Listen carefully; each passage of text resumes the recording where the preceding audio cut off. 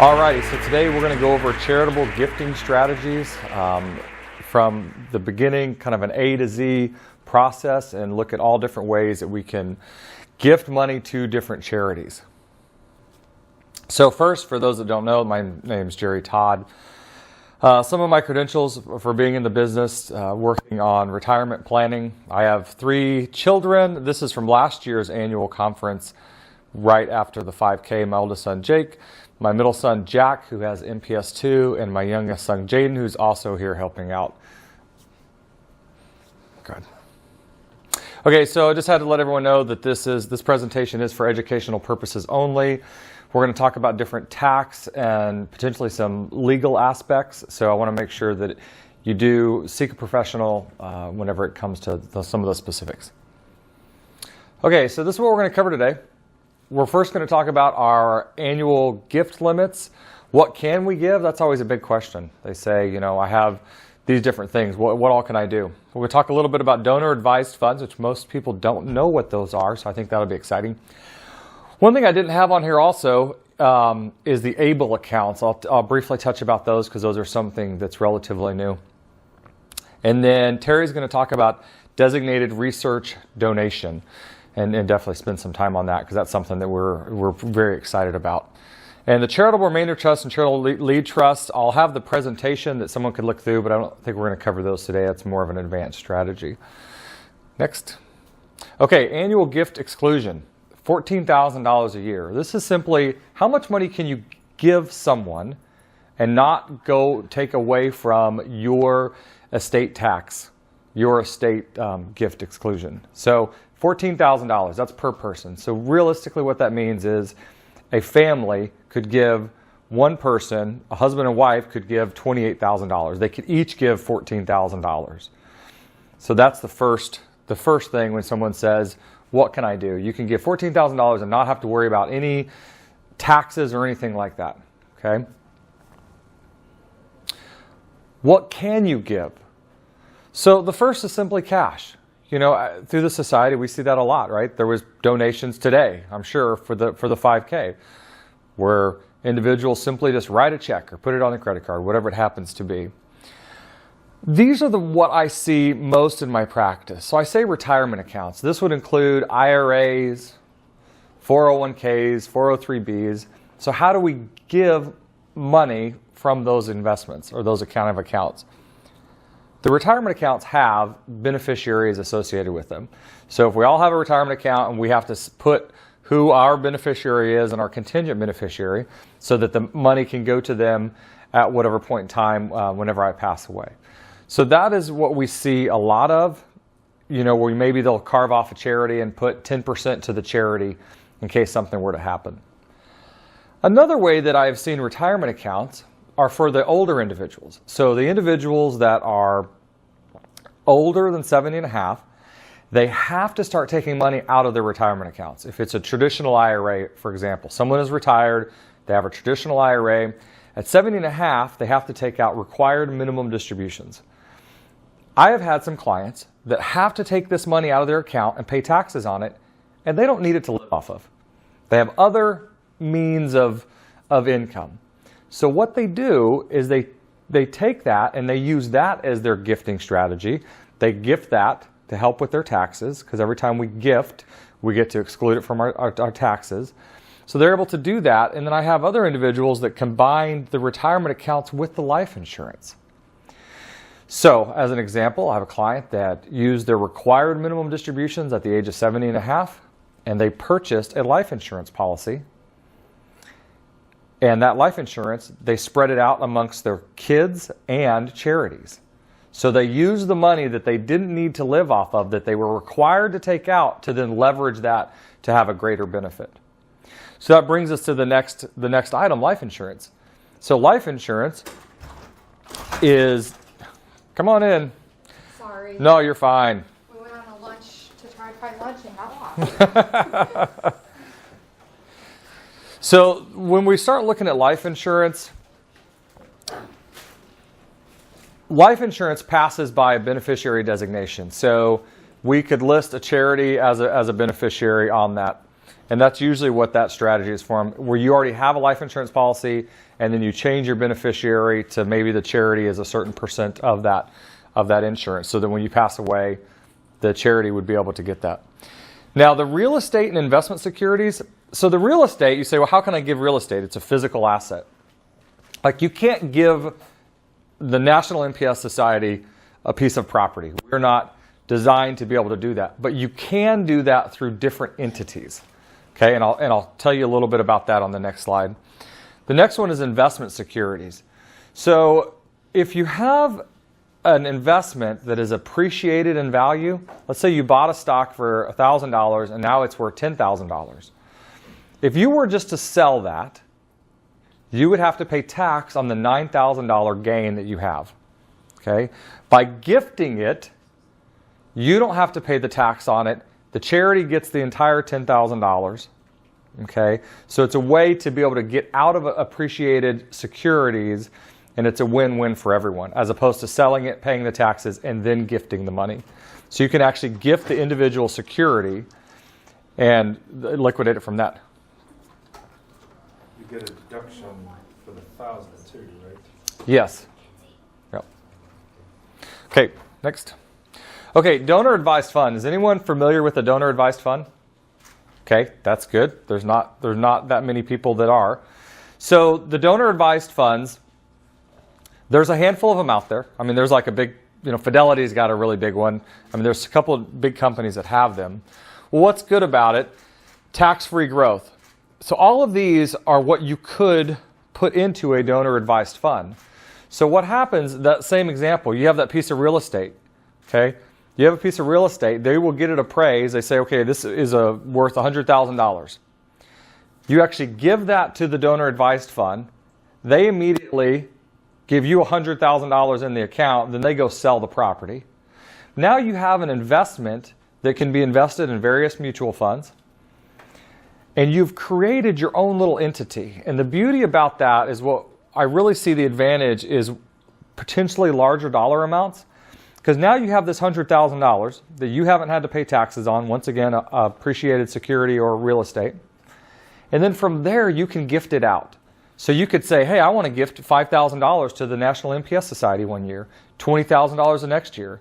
I want to do the cancer, or whatever it happens to be. So I've had it in the past where individuals say, I don't want to give one institution everything. So this is a way that they're able to do that in different, be able to piece it out over time. So it's tax-free growth. You put the money in there, and then it's going to grow tax-free from that point in time. But I think the flexibility of being able to give the dollar amounts out whenever you see fit is what makes it work really good. Highly appreciated securities. One of the individuals I talked to had, there was a car. A guy had a vintage Ferrari, and they were able to value it and then be able to sell it and do that way. So there's really some unique things that you're able to do with the donor advised funds. So how does it actually work? You donate. It's irrevocable donation, immediate tax benefit. Flexible asset, like we talked about, cash, public securities, illiquid assets. We've had oil and gas royalties. I mean, you name it. They can handle these different things. You invest in a donor-advised fund, grows tax-free, flexible investments. Like I said, there's a handful of different companies out there that have these, and then you get investments from that. And then the multiple charities. So you really are creating your own little foundation. So I think that's something that's pretty special as far as that. Okay, next. Okay, so now we are going, before we get into the designated research that Terry's going to cover, I wanted to mention, I don't have a slide on this, the ABLE accounts.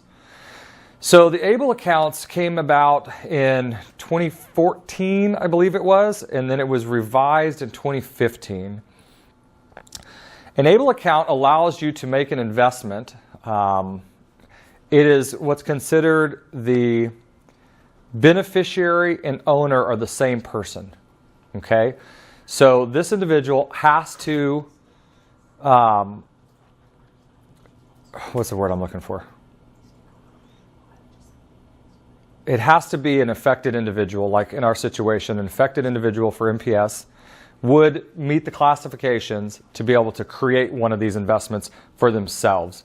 So in our instance, Jack Todd would be able to have his own ABLE account. Now, Is that if you're like disabled under SSI or you meet certain yes, there are law for disability, then you meet that? Yes, there is some specific criteria that I don't know exactly what those are, but you have to be designated, and I know our MPS families would be, or that affected individual.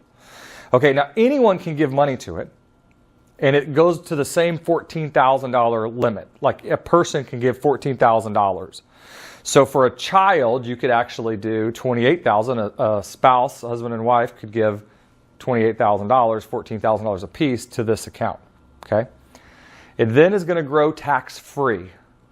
So I look at the tax ramifications similar to like a Roth IRA, if anyone's familiar with that. So the money goes in there and it grows tax-free. And what are the advantages outside of the growth for tax-free?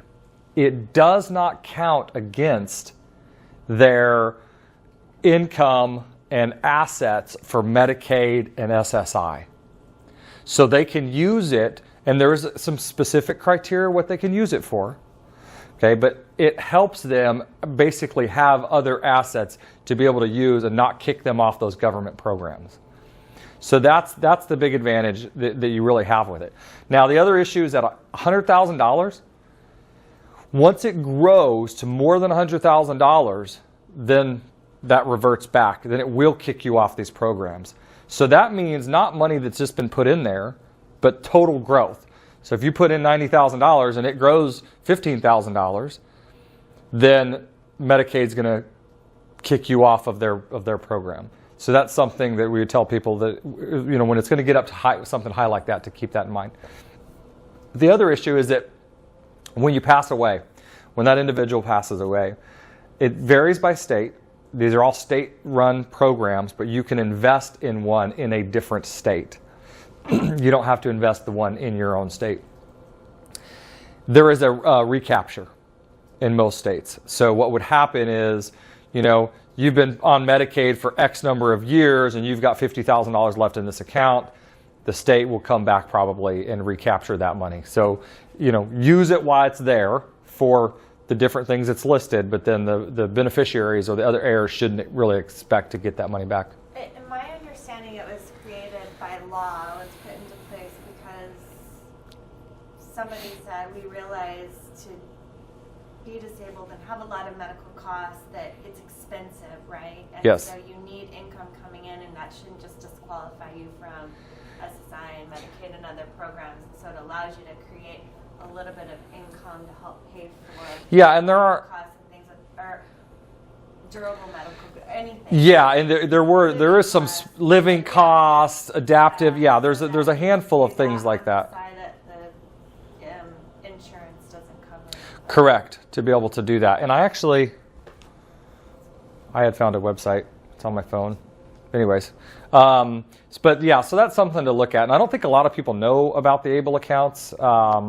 So we should, you know, definitely keep the word out as far as that goes, because that could be something that would be very beneficial long term. So those are like 529s? They're very similar to a 529 plan. Yep, as far as that goes, like state sponsored, but you can go to any other state and do that. Do they, just like with the states, if you buy them in state, do you get deductions? Some states allow you to have a state tax deduction on it as well. So like I said, I think it was 2014. In 2015, they opened it so that you could go to other states. That was the change that happened in 2015. If someone has maybe a different investment program that you want to do. Right, because a lot of them would be, you know, Right, whatever they want. yeah, just like the 529s, right? You know, one could be by Oppenheimer funds or whatever, you know, Vanguard or whatever it happens to be. Okay, so anyway, so that's what I had for that. So Terry's going to go over the designated research donation, which I think is an incredible program that I wish more of our families knew about whenever they're raising money.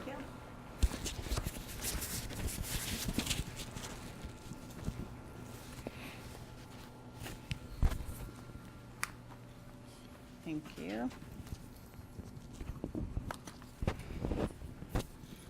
Thanks.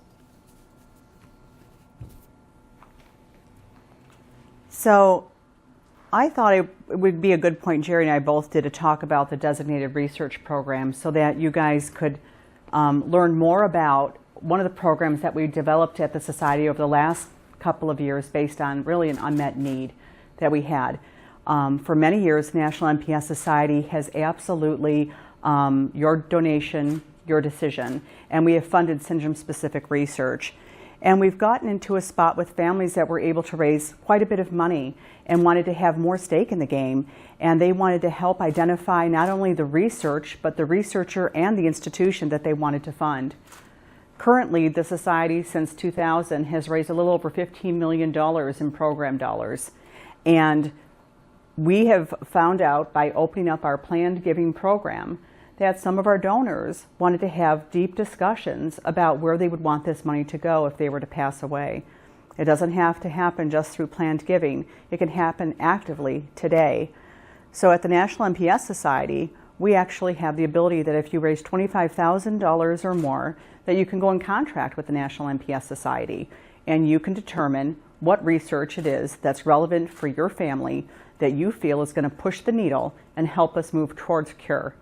That science and that research will be vetted with our scientific advisory board so that we can make sure that it's credible and it's something that we want to stand behind and fits within our mission. And you can continue to fund that. And we've had a very good success with a couple of families that we've gotten involved with, as well as had some very sensitive and wonderful conversations with some of our population that, as a matter of fact, just this year we have received 2 planned gifts. And both of those designations are coming for research. And so this has been an ongoing stewarded type of program that we have. We opened it up a couple of years ago, and we really want to make sure that our families know about this. And it's called our Designated Research Donation. Currently we have funding that's going to an MPS 3 project that's taking a look at Parkinson's with MPS 3 correlations, as well as looking at MPS 2 gene therapy up in Columbus, Ohio. But it is open for families across the board and for syndromes across the board. And I wanted to share that with you. Terry, I have a question on that. So some folks have created their own foundation or nonprofit because they were trying to raise money for a specific research. And correct me if I'm wrong, but if you create a nonprofit, you've got administrative work, right? And you've got to file tax returns and you've got to report as a nonprofit. And so Sure. Is this a way to allow our families where they don't have to take that avenue? They can still accomplish the same exact goal with the National NPS Society behind backing them and then able to funnel the money in the same manner? Yeah, it's a great question. Matter of fact, just yesterday I was having a conversation with an MPS 2 foundation that would like to partner with us in this track so that they don't have to administer this program. So they're actually looking at funding with the National NPS Society and going contract with us, instead of them having to administer this and having to overlay it. They did jump and they wanted to start their foundation, and now that they have reached some goals, they're not quite sure what to do. And so what they'd like to do is talk to us further about designating that research from their foundation through our program. But is this an avenue before you even Yes, go it off is. and start a foundation, not having to even go that route? Because Absolutely. this is available to our families. Yeah, I think the key here is to let families know that we, being a person that has started a grassroots nonprofit and worked with a grassroots nonprofit in my background, it's tough. It's hard, and a lot of times you don't recognize all the details that are involved in the complexities of a 501c3 nonprofit. And so our real goal is to hopefully catch some of these families at the beginning when they're newly diagnosed, and we can have those conversations so that they know that their needs still can be met, and their research needs, or if it's for family support, can still be met. And they can talk with us before they go down those avenues, because why reinvent the wheel? You know, we don't want to have to reinvent the wheel when our families are truly struggling emotionally and financially, and we know that what their goal is to get to that end result, which is a cure. But the administration behind a 501c3 nonprofit, it is relentless. It's a lot. So it's a great question. Is there anything else? That's really the high point. And then I'll flip the switch. So I kind of want to just show a breakdown of our not just our designated research donations, but our grant programs overall. And this is just a look since 2005 and how the money that we've raised either through our 5K runs or fundraising events, or through other general donations and what it's done. And so our green, our blue, and our purple here, that's the money that we've brought in, and our green is what we funded, because we are in the mission and the philosophy that what we bring in, we put out the door. What we bring in, we want to see in the lab within six months to a year. And so we're really true behind that statement. And that just shows you how we've kind of reached that bar of $500,000 a year through the research.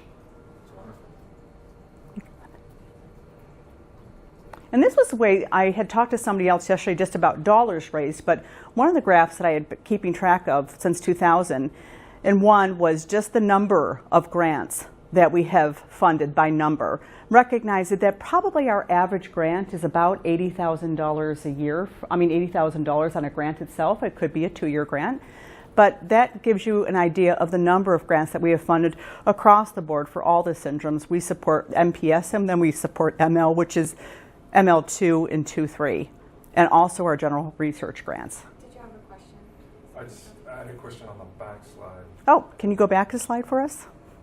Let's take a look at that. So, if I'm reading this right, then it looks like money granted is exceeding. Yeah, raised- it is true. raised fundraising. It is true. It is, because these are really taking a look at our fundraisers and our walk runs, but we also get money through other portals, such as our annual fund, or through general donations, or even through our planned gifts that we're starting to get seen to come in, our major gifts that we get.